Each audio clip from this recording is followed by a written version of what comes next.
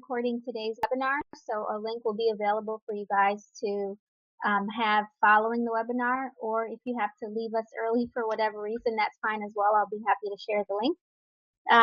We are scheduled from 2 to 3:15 today, or I'm sorry, 2 to 3:30 today, but I expect that we'll probably end about 3:15 or so. I'm just allowing enough time for questions. And of course, if you want to tweet your questions, I can answer them later. You can tag Niche Parent at Justice Jonesy or and use the hashtag Niche University, and I will answer your questions. So as many of you guys know, Joyce, which is Mommy Talk Show, is the Niche Parent Community Manager, but she is on the road to Disney Social Media Mom, so she couldn't join us today. So, but she's definitely here with us and in spirit. All right, so sound check one more time. Do I sound okay, Amit? If somebody can answer, put in the great. Sounds good. Thanks. Welcome, Just Plain Dad and Helicopter Mom. Okay. All right. So before we get started, I thought I would share my story with you guys, just so that you have a little bit of insight as to how I went from blogger to not just community manager, but director of marketing and communications for a law school here in town. So stop digging. This image is an image from an article recently featured on Forbes called, or titled, I should say, "When They're Stuck in a Hole, Successful Women Stop Digging." And it was written and authored by Denise Ristori, who was one of the Forbes contributors. And Denise actually wrote a book called Their Roaring 30s, Brutally Honest Conversations about women in their 30s, career talk conversations and women in their 30s. And I'll be sure to share that later on. But I was featured in the book. And the reason why I wanted to mention that is because I was featured as being someone that was stuck in a hole and wanted to dig herself out. As many of you know, I'm an attorney by trade, left the practice of law to pursue a career as a law professor. I did that for almost 7 years, and during that time it allowed me to really develop and hone in on my social media skills. At that time I had started one conference and was already working with brands and bloggers. And then in 2012, I decided it was time for me to pursue this full time. There was a position open at an ad agency here in Jacksonville, Florida, where I live, for director of social media / social media strategist. And I was like, well, let me just go ahead and apply. Can't hurt to apply, right? Next thing you know, I have an interview. Next thing you know, 3 hours into the interview, the CEO of the agency and the managing partner hired me on the spot. I was shocked and totally not prepared for that, but so excited. And that's where my experience in an agency began. So I don't have a degree in marketing. I don't have a certificate in social media or anything like that. But what I want you guys to know is that the experience that you guys currently have as bloggers, and most of you are blogging professionally, earning income, is the type of experience that a lot of agencies, or you have the skill set, I should say, to make you perfectly capable of being not just a community manager, but a great community manager. So I'm going to share those tips with you guys today. All right. So before we get into how to tackle going from blogger to community manager, let's talk about what a community manager is. So community managers, they communicate, they interact, they engage, they grow a company's online community across multiple social media channels. It's not one of those things where you are just scheduling tweets or posting on Facebook, but you are certainly responding, adjusting according to the customer, or I say the community's needs, listening, and then reporting back. So we're going to talk today about how to report back, how to get clients, and all that good stuff that is essential to being a successful community manager. So I'm going to focus on the 5 core channels, which is most of the channels that small businesses, nonprofits, even state or regional retailers use when it comes to their social media marketing. And those channels are Facebook, Twitter, Instagram, um, Pinterest in some cases, and Google Plus, especially if they are if they also have a blog on their website. So that's one thing. The other thing too is that more and more today you'll find that there are professionals such as local community leaders that are in need of community managers. So when you're thinking about who your potential clientele is, consider maybe somebody successful in town, somebody who's an entrepreneur, somebody who is has a high profile, and offering your services to them. Okay, and I think that I mentioned nonprofits, but nonprofits does not mean no profit, but nonprofit, does not mean no income. Nonprofits certainly have the funds to do some marketing, and I actually got one of my very first clients after speaking to a group of nonprofit organizers at a local event here. So as I mentioned, be sure to ask questions at any time. Okay, so one of the things that you want to be able to establish as a community manager is that regardless of the sort of client that you serve, you want to be able to research their industry and then immerse yourself in the industry and in the community that you will be serving. So an example is when I was at the agency, I oversaw a small team of community managers, and we had clients that were, one client, for example, was a grocery retailer.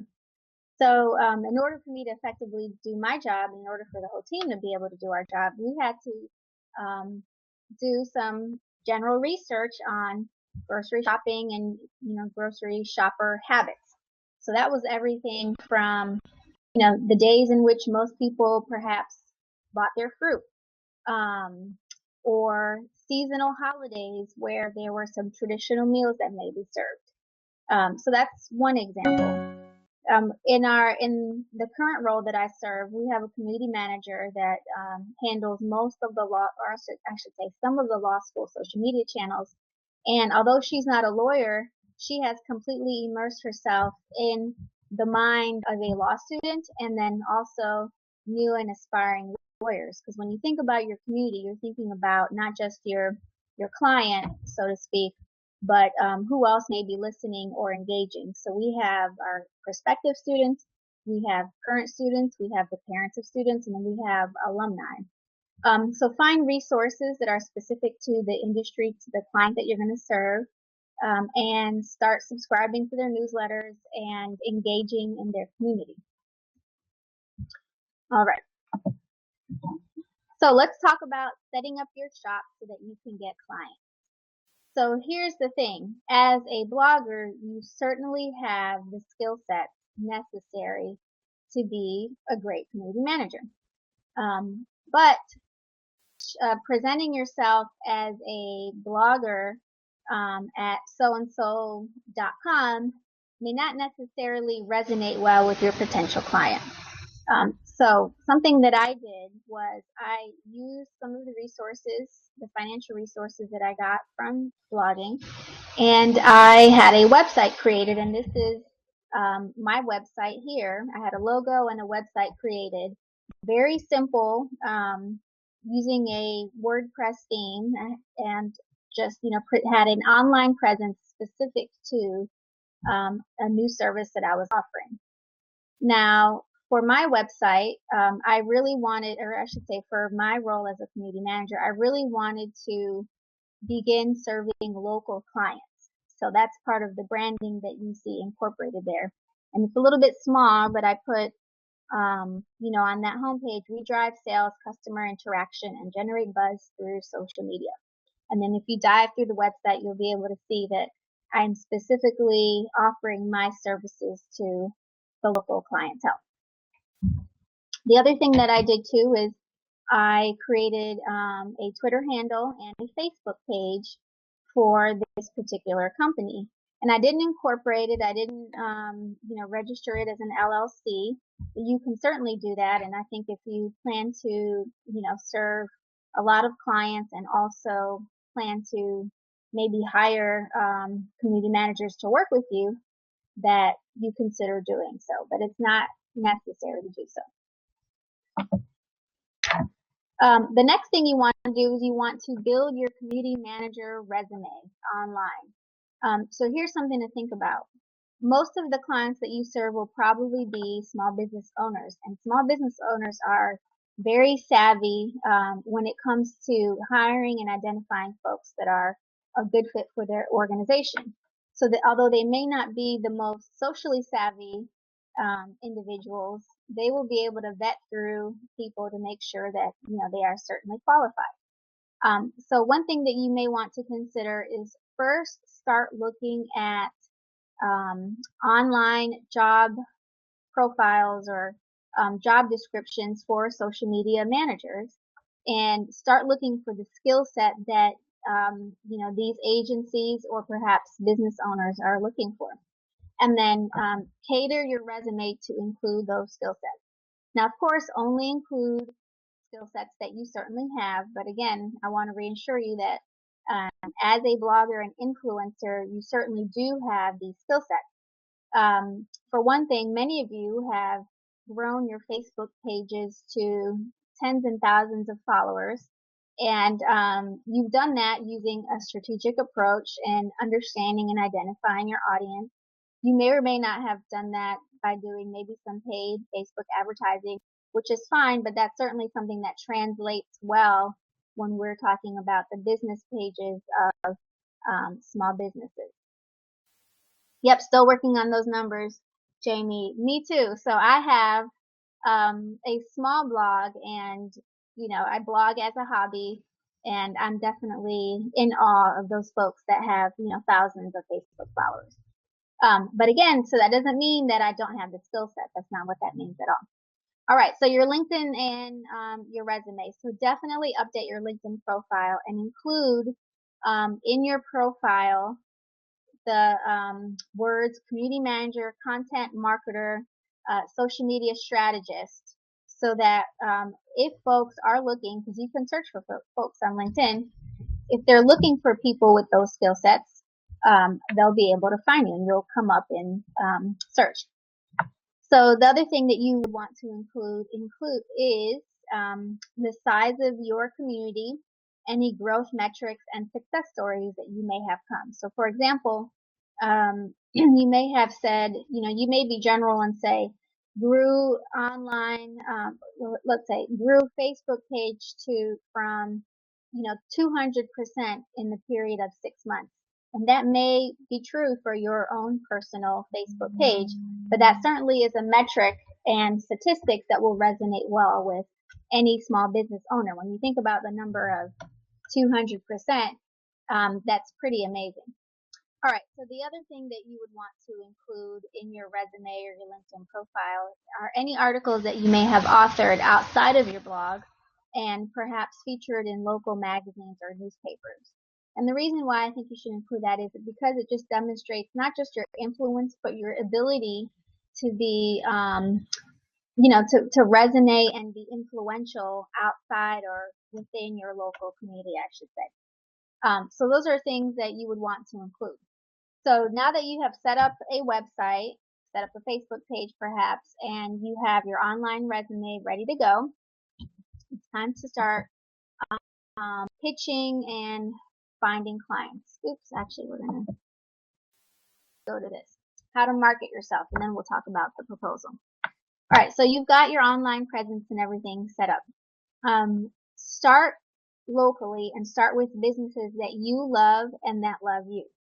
And that also maybe you have worked with locally. I know a lot of our bloggers also do work with local companies. They may do some Facebook giveaways, or they might do some, sponsored posts, but approach them and say that you have an additional service that you are able to offer them. So reach out to those folks. The next thing you want to do is, if you do create a separate Facebook page, do some paid Facebook advertising.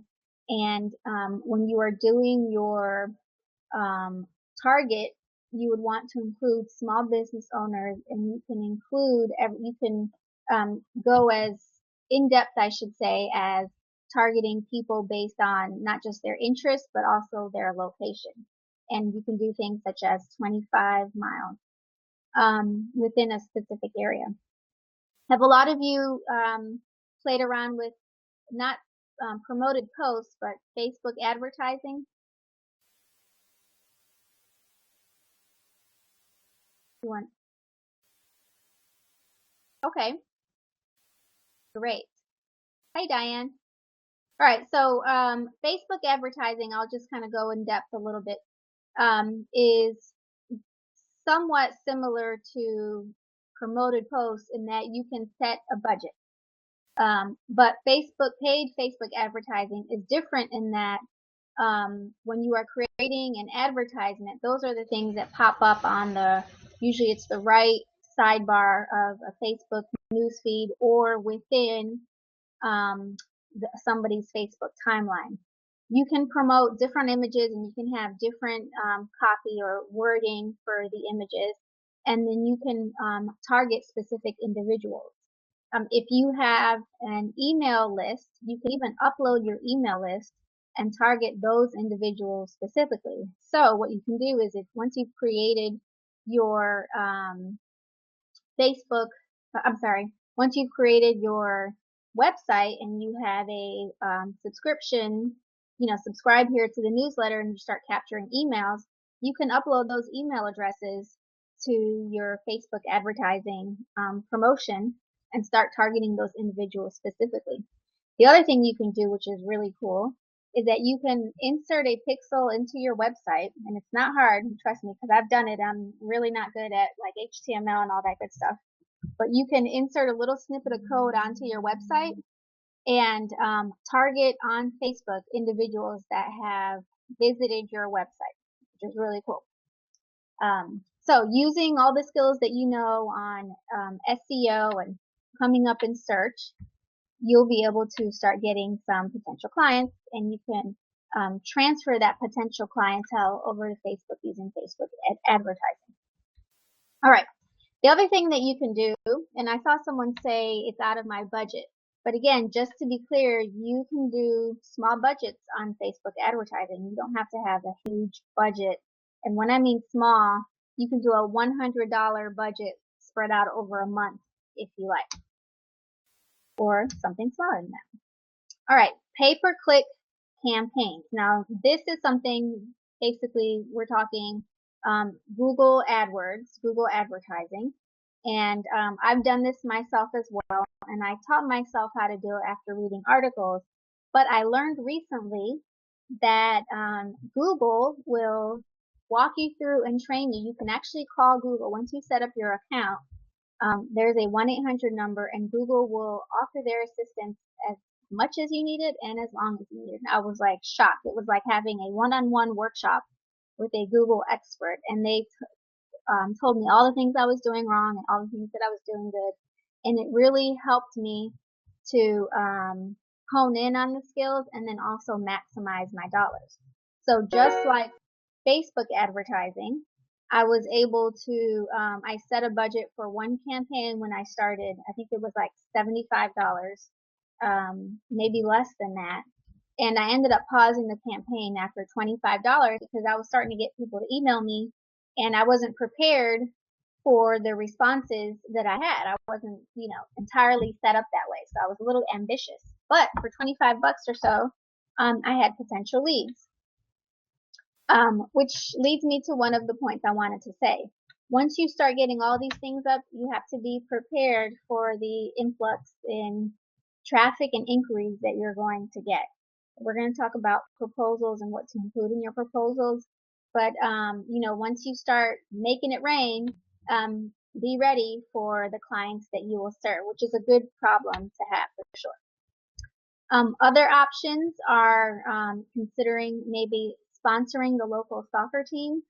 Now that might be a little bit more money, but I saw somewhere there was a local event for a full page ad at a local event was $120. And I think they had expected audience of 300 to 400 local influencers, and that price you can't beat anywhere. When you think about local events with local influencers, a lot of these people may be small business owners themselves, or they might be high profile individuals that, are in need of somebody assisting them with their social media presence. So when I first started out, I actually saw myself serving small businesses, not realizing that there was definitely a market for local influencers. I helped an attorney get her social media channel set up, and I did some training for her, and then nonprofits as well. So that's something to consider. The other thing, for those of you that are interested in working in an ad agency, is that, what we're doing here is we're demonstrating skill sets. So once you've figured out how to do Facebook advertising and pay-per-click campaigns, you're demonstrating that you've got the skill sets that you'll want to translate for larger clients where they will be doing thousands of dollars in Facebook advertising and pay-per-click campaigns. All right. So the other thing you can do is you can use Fiverr, or maybe if you've got a good graphic designer that you work with, you can have some postcards printed, and you can print them anywhere from like an Office Max to FedEx, or there are a lot of online resources that allow you to print at cost-effective prices. Drop them off at local businesses, and then follow up with phone calls. The important thing here is you have to keep in mind that, small business owners, they're very busy, and they may have every intent to call you, or they've always wanted to hire somebody to do their social media. So you got to follow up with a phone call, or maybe stop in and offer your services and remind them that you sent them some information. And then the other thing that I have found that has been also beneficial is team up with web designers. So web designers are the gateway to small business owners, influencers, nonprofits that are either rebranding or setting up their own shop. And so it's a great opportunity for you to offer your services. So if they can refer something to you, perhaps you offer them some sort of kickback, and vice versa. When you get a new client, you can offer them the possibility of getting their website designed using one of your own trusted partners. Okay. So we talked about marketing yourself. Now let's talk about your proposal. So one thing I'm going to warn you guys about is you may find that you've invested a couple of hours, or a couple of days into submitting proposals, and your conversion rate at first may not be so high, but that's okay. Look at those as opportunities not just to refine your strategy, but also don't take it as the person just perhaps wasn't interested in working with you. It might be that they didn't have the budget, or a lot of people are slow to decide, I should say, whether or not they are in a position to hire a community manager. So we're going to talk about what to include in the proposal.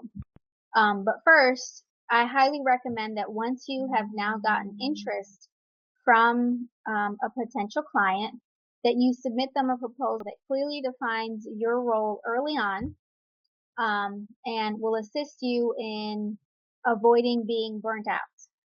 And that means having a client that expects you to be online, or available 24/7, even on Christmas, even on New Year's. So once you set the expectations, your chances of getting fired or not having your contract renewed are decreased. And then also it allows you to really balance your services. So I have a proposal that I wanted to show you guys. Allow me to pull it up.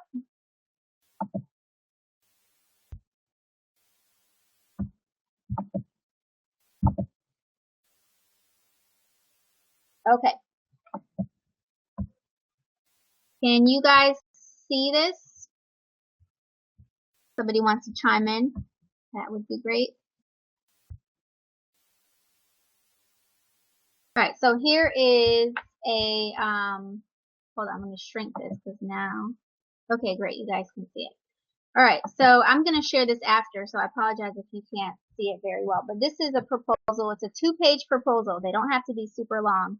But what I did is, and I switched out the company's name, is that I just wanted to identify the ways in which I can, offer my services to this small business owner, and then also give them some ideas as to the timeline and what to expect from me, and then maybe some things that they didn't consider. So this client was interested in a social media manager they were a real estate firm here in town. And they actually had, I think it was like 3 different offices.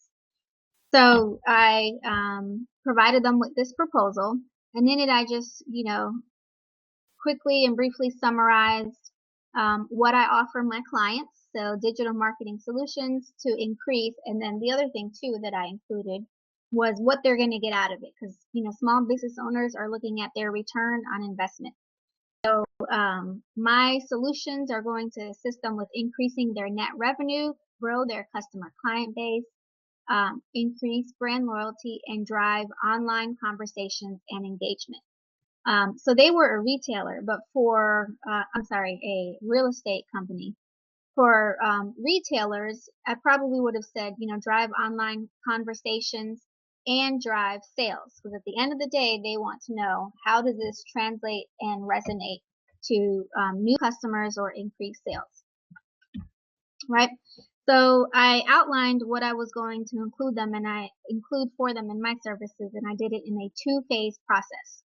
So phase number 1, I highly recommend that you do a social audit, that includes researching the company, assessing the competitive landscape, so checking out what their competitors are currently doing, and including that after you have been retained. I wouldn't do this work in advance because that's your time and your efforts, and it does take probably a good 1 to 2 weeks to do all of this research, and that's time that you have spent. So you can offer it as a separate service, or you can offer it as part of the whole package. And here I offered it as part of the service as a phase 1, and I had a one-time setup fee for this, which was $1,500. Okay, so what I did is I did a social media audit, and I did a review of their social media channels. I got an idea of how active or inactive they were, and for this particular client, they were very inactive. They had, I think it was the owner and maybe the owner's assistant that was occasionally tweeting and posting things on Facebook, but they just didn't have the time or the knowledge in how to do it effectively. So I did an in-depth review and assessment of their current social media channels. I also did some industry research, basically just getting an understanding of what clients and customers needed in their particular industry. I included in this initial audit and assessment in making recommendations on how to revise all of their online bios. So one thing that a lot of small business owners don't realize is that social media channels such as not just YouTube, of course, but Twitter and or Facebook are now becoming search engines. So on Twitter, people might be looking for a particular business or a particular person, a user, I should say. And if you have optimized profiles, that gives that business an additional chance to come up in the search. The other thing too is online profiles also, as you guys know, pop up in search results on Google. So if they have a YouTube page, if they have a Google Plus page, all of those will end up in usually the top results in a Google search result. Customized Facebook tabs for a business, those are always nice touches, and you can have those easily created if you have a good graphic designer. And then, as I mentioned, for the phase 1, it was a $1,500 fee. Now, your fee, we're going to talk about fees in a little bit, but the size of the community and the size of the business will really help to determine how much you should charge and how much that they might be willing to pay as well. All right, so the second page included basically my services. So I was going to develop a content strategy and a social media content calendar. The content strategy basically was me really thinking through what sort of content I wanted to include for the client. So for retailers, of course, we want to, mention any sales that they're having, but you want to really strike a good balance between being overly salesy on your social media channel to providing the user with tidbits of useful information related to their particular company or industry. So for example, if you have a client that is a local spa, you're not going to get really good engagement if all you're doing is reminding folks that you offer a 90-minute facial, and this is the price. Now you might move the needle if you say, our Facebook fans are going to get a 15% discount on Wednesday, and now folks are going to be motivated to check in often to see if you're offering any special social media sales. But the other thing too is you're really serving the community well if you're also offering tidbits of information that are useful to folks that like to go to a spa.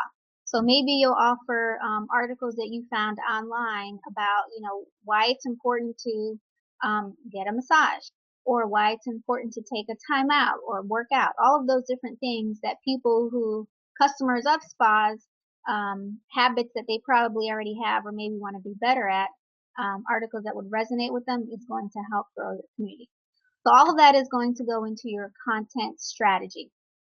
Now, what you want to do is, when I was at the agency, and I know a lot of agencies do this, they create content calendars in advance. So just depending on the client's needs or the agency's protocol, you may do a content calendar a week in advance, 2 weeks in advance, or maybe an entire month in advance. I heard of a community manager who had to write hers a whole month in advance. Now what that does is a couple of things. It allows you to create content themes, and it gives your clients a clear visual on the type of post that you're going to be writing for them moving forward. But at the same time, it allows you to plan strategically. So you can see at a glance, for example, how many sales posts that you are creating. And a lot of articles recommend that you adopt an 80-20 approach. So 80% of your content on your social media channels should be a just because or for the community, and 20% should be, or up to 20%, I should say, may include things related to the services that you offer or the items that you're selling. All right. The other thing that is going to be a part of your content strategy is defining your voice. So basically, your voice online is your online personality. And once the client understands that, you're not just posting and tweeting and putting pictures, but you're really thinking through what the whole strategy is and creating a voice for their brand, then they'll really start to see the value of the services that you're offering. All right. So the other thing that I have in here is I included the daily social media management services and community management, which includes how often I'll be responding, or that I would respond to inquiries, and then also how many posts. I think I included 3 to 5 content themes, but usually I'll also include the number of posts that I would create per channel. So I've seen in my current role at the law school, we work with a number of different ad agencies, and a lot of them, are pitching different services. So I've had the opportunity to see a lot of these different proposals, and I've seen proposals for community managers from, some pretty big agencies where they're offering to post, I think it was one of them was like 20 times in 1 month on Facebook, and the price they were charging was pretty high and ridiculous. I wouldn't recommend that, especially when we're talking about small business. It really is recommended that you post 1 to 2 times on Facebook and then more often on Twitter. So educating your client on how often to post and how to really grow an audience is going to be important in your process. All right, so for this client, I included my fee. My monthly fee was $9.50, and I identified exactly the channels that I was going to be servicing, and it was Facebook, one Twitter account, and one LinkedIn profile. So that was really only 3 channels. And the reason why this is a little bit higher than the initial, I think I gave the range of some community managers charge anywhere from $400 to $2,500. $9.50 was the price point for this because they did have a pretty large Facebook and Twitter presence, and their LinkedIn presence wasn't going to be like a daily thing. It was really going to be, just posting as necessary. Maybe some of the homes and different things that they were doing in the community. The other thing I would recommend that you include in your proposals are some optional or recommended services, so you can, upsell the potential client. So one of the things I included here was, for a certain price, it was $150 per design, and that's because I already had a prior arrangement with a graphic designer that we would create custom background images for them. Or here it was paid advertising, paid social media advertising, and I had a recommended budget of $2,000 as an initial investment. So these things are, definitely customized per client and per industry. And then the only thing I had on the next page, which I didn't upload, was just like, sign here to accept the proposal. Okay, so let's go back to the PowerPoint. Whoops. Does anybody have any questions while I'm switching out, or any feedback?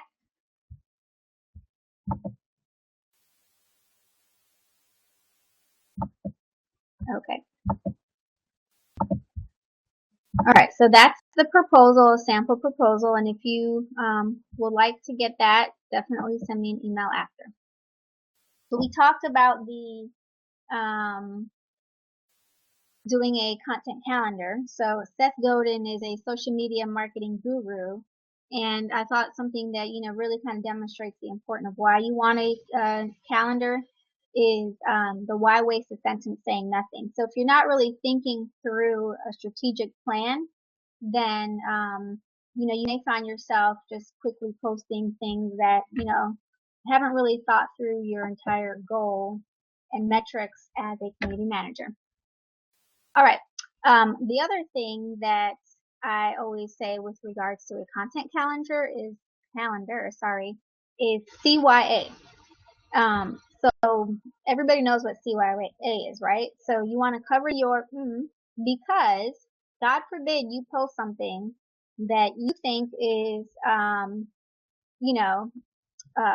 good or is going to resonate with the community, and the client gets upset. So I always like to require client approval of everything before I post it. That way I'm covering my behind, my assets. Yes, thank you, Sonia. I'm covering my behind in the event something goes out and the client gets upset. That's my way of saying, oh, you approved this last week. Remember, you signed off on this content calendar, and you didn't have any concerns when I posted it last time. So that's just a way to make sure that you don't find yourself in trouble. At an agency, most of the time you will find yourself, this is part of the protocol of having the client sign off on anything that they do, especially if you've spent a couple of hours, and it does take a couple of hours to put together your calendar. So Diane she said, in my case, the client went ahead and posted something that resulted in him being sued. Ooh, that's great feedback, Diane, because that can also happen. They can go back and say, well, who posted this? Especially if there's more than one person as a community manager. And now, that's just protecting yourself against any potential liabilities. Or let's say again that you are servicing a retailer and you offer a sale that's not really available, and next thing you know, the client is upset. Okay, very good. All right, so setting your rates. You don't want to underprice yourself, but you also want to set rates that are reasonable. So you can go online and you can search your competitors, right, and see what they're offering their rates are locally. So I always like to base my rates on what other freelance community managers were doing here in town. Or just, like I said, do a search on Google and you'll find a lot of websites similar to mine that have their rates posted on there. I don't really believe that one rate fits all. I do believe that depending on the size of the community, etc., that and based on the services you're going to be offering, that you really want to do customize your rates. So don't underprice yourself. So I mentioned 400. So 400 might be a small organization, a small community. 2,500, multiple social media channels, something, maybe a Facebook page or pages that require more than 2 posts per day. A lot of different events that, may be taking place. One thing that you can offer some clients as available is attending some of the events that they are offering, taking pictures, uploading it. So just really kind of think about the amount of time that you'll be spending per client. You look at though about considering joining an agency.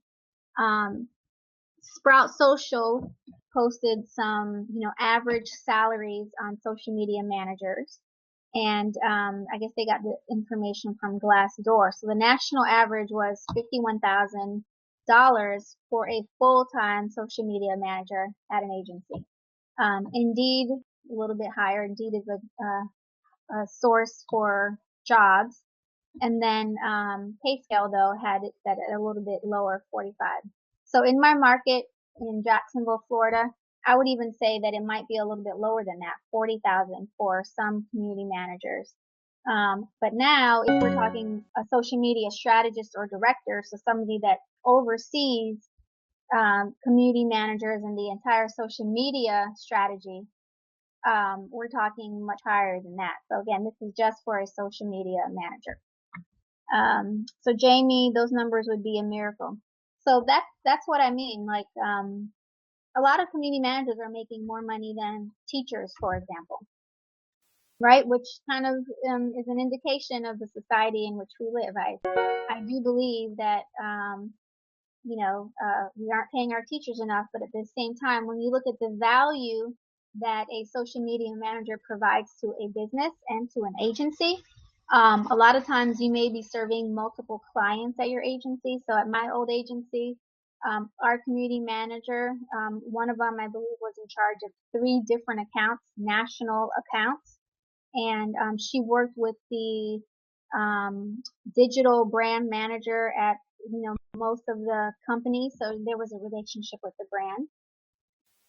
So there was a question here by C. Lee Reed. How do you protect your proposal if the brand chooses to go ahead with your ideas? Say they just want your ideas or plan to do it themselves. This is one of those questions and one of the issues that a lot of freelancers face all the time.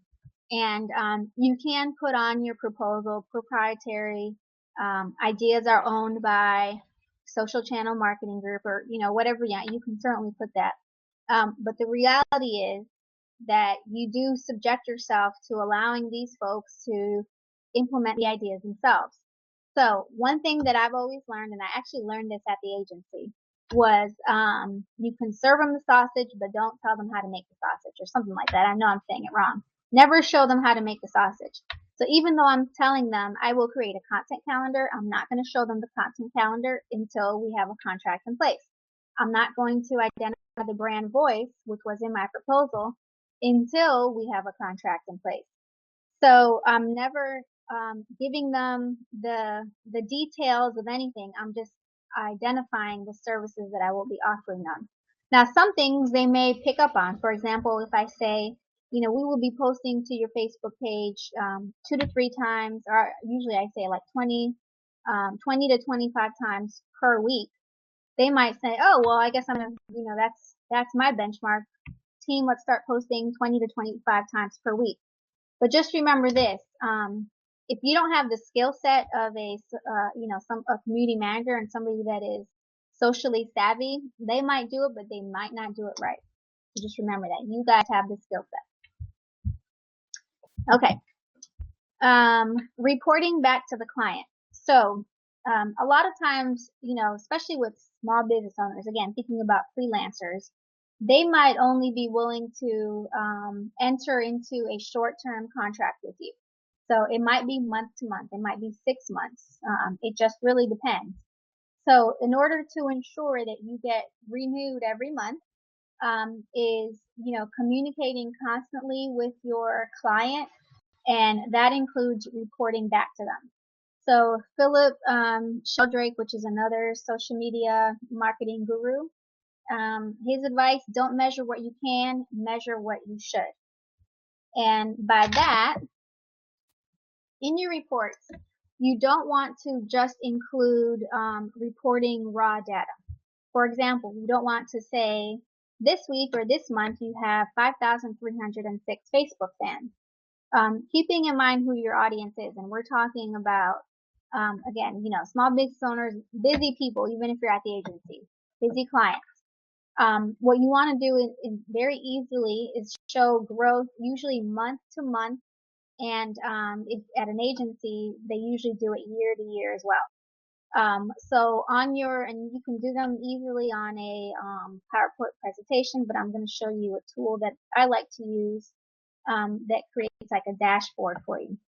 But you can show growth from month to month. For example, saying, even though you include the raw numbers, right, 5,306 Facebook fans, you should clearly indicate this is a 22% growth from last month, to show them that the work that you're doing is paying off. The other thing you can do and include in your reports is look at your Facebook Insights and identify the posts that had maybe the most clicks or the most engagement, so that they know that that one post that you did had 22 different shares, and now you're really showing them the return on the investment. Not only did you reach 1,500 people on this particular post, but it was shared to 22 potential new clients. All right.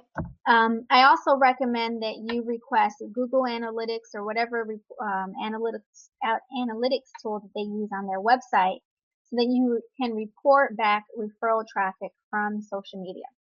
So imagine if you can show your client that 22% of their monthly traffic to their website, and we all know that a website is one of the company's biggest marketing tools. If you can show that you've got a 25% referral traffic, that's huge. And those are clear numbers that demonstrate that your work is paying off. The other thing too is you can show how prior to you assisting them, that maybe they only had a 2% referral traffic. And now that you're involved, you've seen a huge increase in that.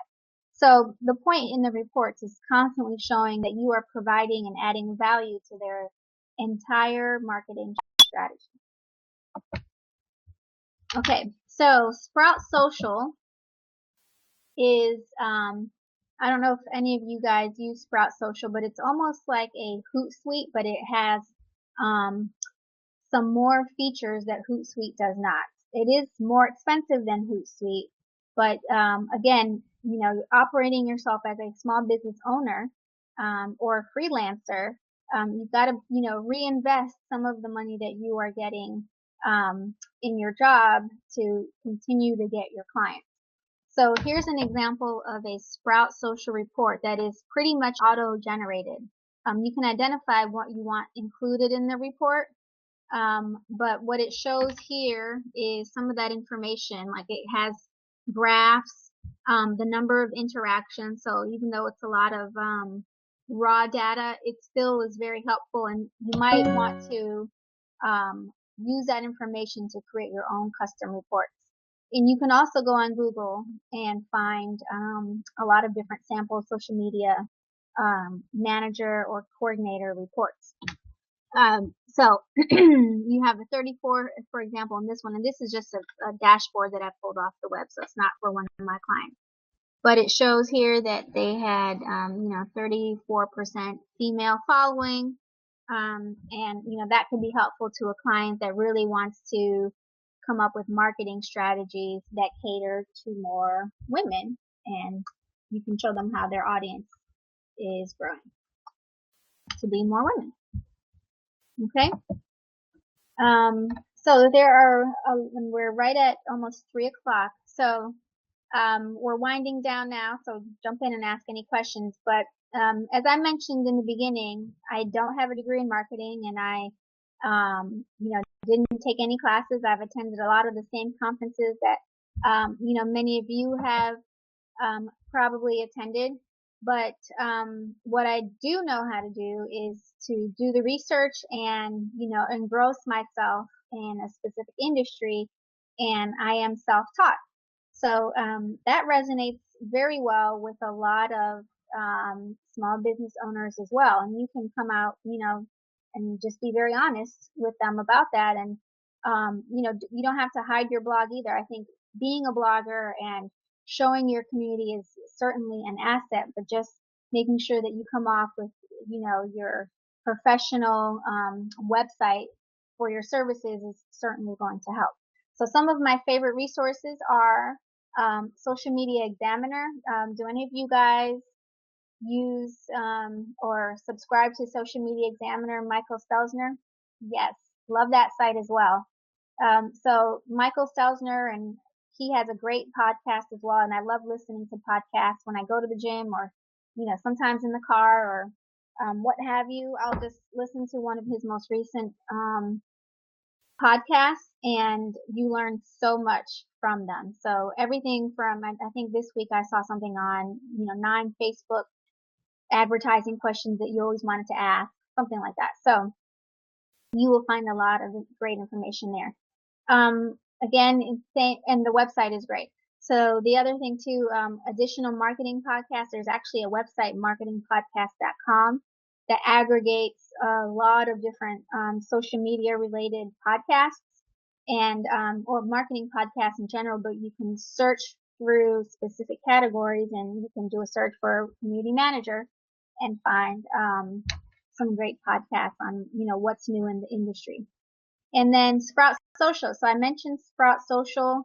That's a great resource to have to manage your community, but they also have a great website that speaks specifically to community managers. The other thing that I love about Sprout Social is that they have a live chat feature. So if you have any questions about what you're doing or any of their features, you can click and speak with somebody live, and they can help you right then and there. Hootsuite is also great. Hootsuite is a little bit more affordable. You can do the Hootsuite Pro for, I think, as little as $20 a month. But what I would recommend doing is you can subscribe to Sprout Social for a free 30-day account and decide if that's something that you think that your clients would be able to use.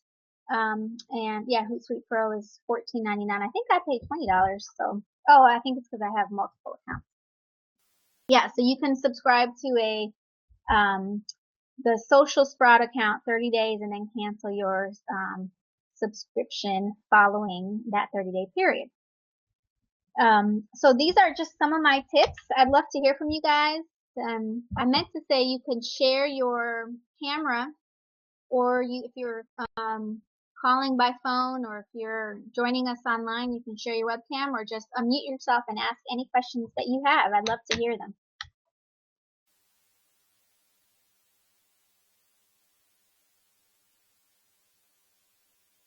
Ooh, coupons for Hootsuite. That's good to know. Okay, I think someone's joining us by webcam. Carolyn. Carolyn, if you want to make sure that your camera is not covered. All right, so Sonia has, okay, so I see a couple of questions here. Let's start with Celie Reed. So Celie, I have a question. Do you go by Lee or Celie?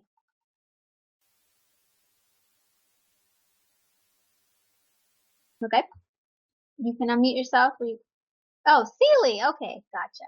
All right, so you mentioned customized Facebook tabs. Are these the little buttons like sign up? Yes, that's exactly right.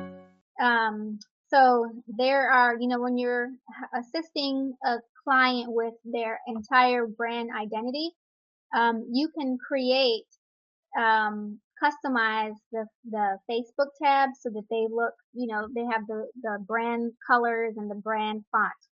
And it's pretty easy to do. Sonia asks, is there a minimum that you would charge? Honestly, I probably would not charge less than $400 for a particular client, and that really is maybe just managing, one Facebook and one Twitter account for a smaller community. So the other thing I mentioned, let's talk about small communities. So I would say a community is considered small from a business standpoint, not from a blogger standpoint, because we have bloggers that have, like I mentioned, tens and thousands of fans and hundreds and thousands of, followers on Twitter. A lot of businesses just don't have the same reach that our influencers do. So that's something to keep in mind. But at the same time, I had a client that they had, when I started working with them, they had 92 Facebook fans, no Twitter account, and no Google Plus, and I think that was it. Those were the three things that they had asked me to do. And so they were definitely on the lower end. And I knew that it was going to be a short time period. Like they just wanted assistance with um, getting some movement on social media and growing their Facebook page, but they didn't want to pay to get their fans and followers. They wanted to grow it organically.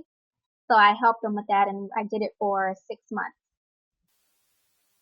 So that's 400 a month, and 400 a month, and that was posting usually 2 times on Facebook, and then usually between 3 to 5 times on Twitter. And the other thing that, as many of you know, on Twitter, you can repurpose your content on Twitter. So even though I have, let's say, 3 posts in one day, I might use 3 posts from the previous day and just, ultimately end up tweeting about 10 times after scheduling it all in. Awesome. Diane built Twitter. Yeah, Diane's got a huge following on Twitter. All right, so question from Jamie. And remember, guys, you can chime in, unmute yourself. So Jamie says, we're definitely small, up to $7,500, up at 7,500 feet in the mountains in a rural community. Most of them won't even work with you unless you're of a certain religion, so it makes it very hard. Yeah, so depending on where you guys live and your industry, like for example, Atlanta is one of those cities where a lot of folks are really savvy when it comes to social media. Like businesses know they need a social media presence, and we're talking all kinds of businesses from law firms to doctors to local restaurants, et cetera, et cetera. So it really depends. Even churches are doing great things on social media. So when you're approaching a potential client, make sure that you are not just speaking their language, but you are also letting them know that you understand their needs.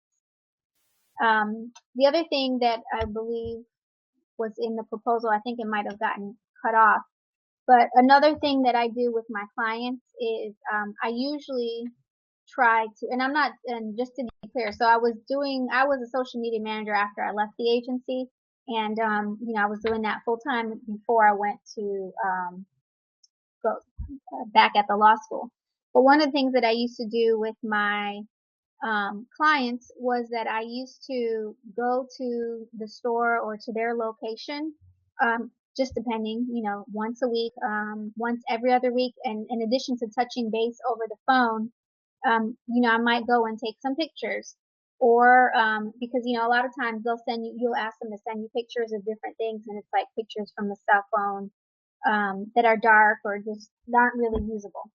So I would recommend that you include that in your services if possible as well, and say that you'll spend 4 hours one day, maybe 2 to 4 hours a week on location taking pictures, and those are great. So another thing too is you can sign up for stock photo accounts. Like Big Stock is not too expensive, and you can download all the stock photos that you want.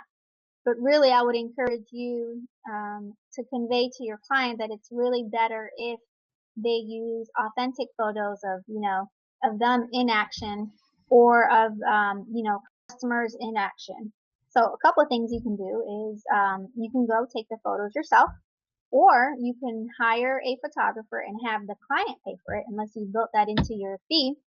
Have a photographer go and take professional photos and create a catalog.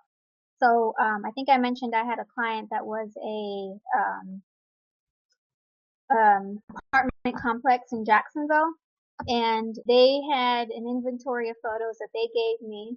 And I was like using and reusing those photos, and I told them, I said, listen, we've got to get some new updated photos. I have a photographer I work with. His rate is nominal. In 1 hour, he can take hundreds of new pictures. And they were so ecstatic about it. Yes, please help us do that. We'll pay for it. So that's an additional service that you can add to your fee.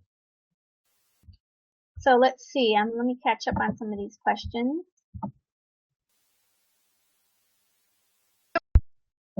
Yes. Celie asked if there's a tool that you can use to track the reach of a Twitter party that includes all people that are participating. Absolutely.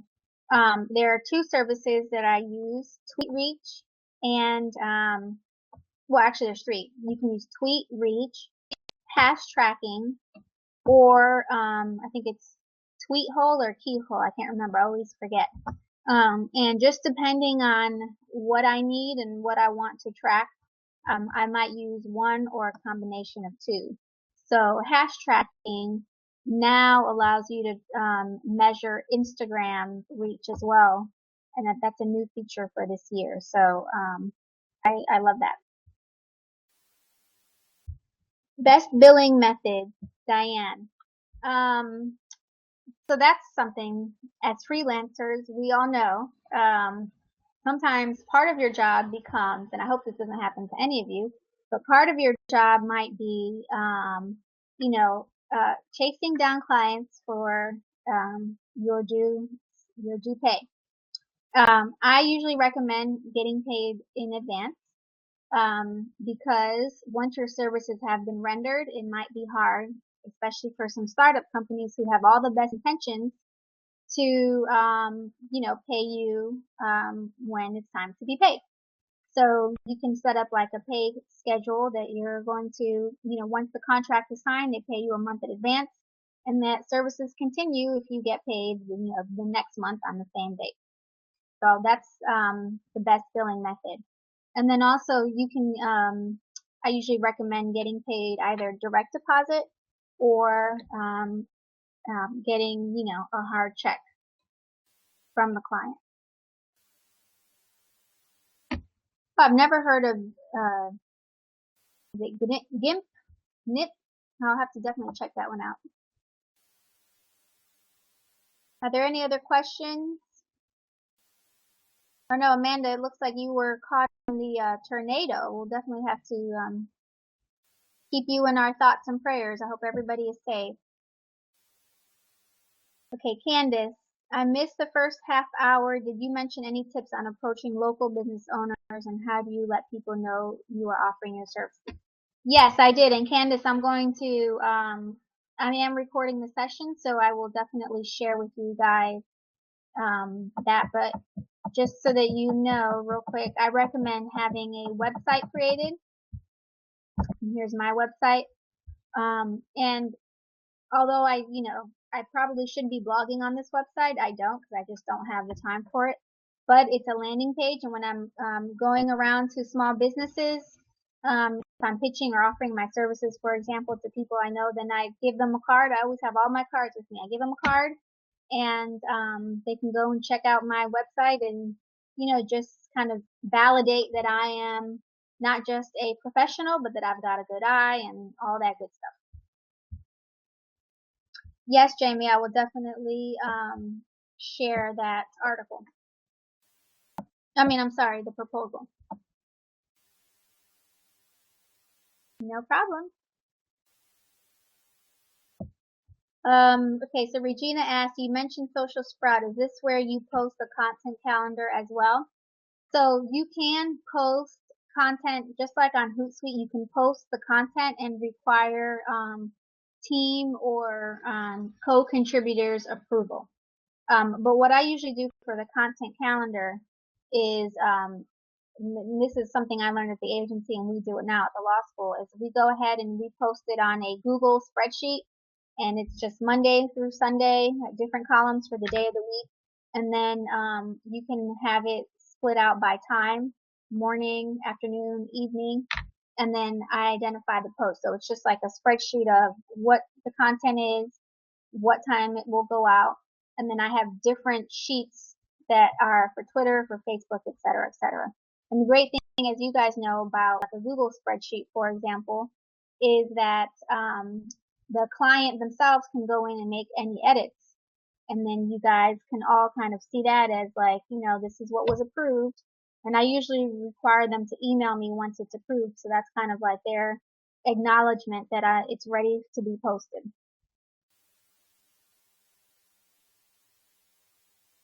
Yes, Vicky, I'm going to post there's a recording, and then oh, you know what? I can upload the proposal and the presentation onto the Niche Parent website. So I'll include links for you guys to take a look there.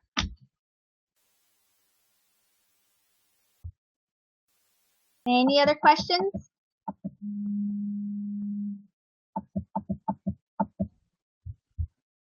All right, well, if you guys have any questions, please don't hesitate to reach out to me. I wasn't on Twitter checking, but I will definitely check on Twitter, and my email is here, nadia@thenicheparent.com. So feel free to send me an email. It usually takes about an hour or so for the recording to be processed. So I will share the link for those of you that attended today. And if you guys don't mind, there's a survey at the end. I would love your feedback on this survey. And if you want to let us know where you're interested in hearing for future webinars, that would be great as well. And then also, we sent a newsletter out today, and we're doing a photo contest. As you guys know, we're getting ready to redo the Niche Parent website, and I would love to feature some of your beautiful pictures on our landing page. So please take a look at that newsletter and participate, and we hope to feature your pictures. All right, everybody, have a great day.